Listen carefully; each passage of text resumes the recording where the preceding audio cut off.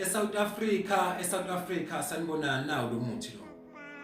Ngeke ngakhuluma ke ngawo einsukwini lo muthi lo.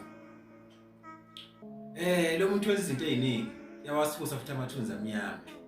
Bawuluma lo muthi uyababa yababa.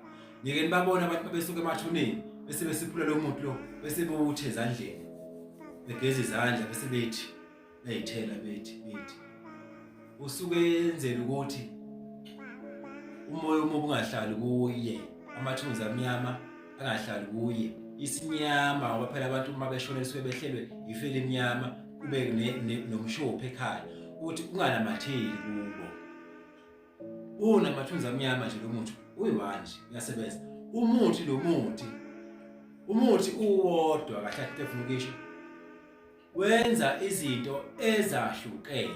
Ngeke ngakhuluma ke ngawo ngisho umsebenzi wawo lo muthi omunye manje sengizoveza omunye umsebenzi owenziwa yilo muthi. Baphikise ke baphikisayo. Umuthi mina manje ngiphikisa kulokhu ngimnandi vele ngimbone ukuthi useseyingane sazokhula.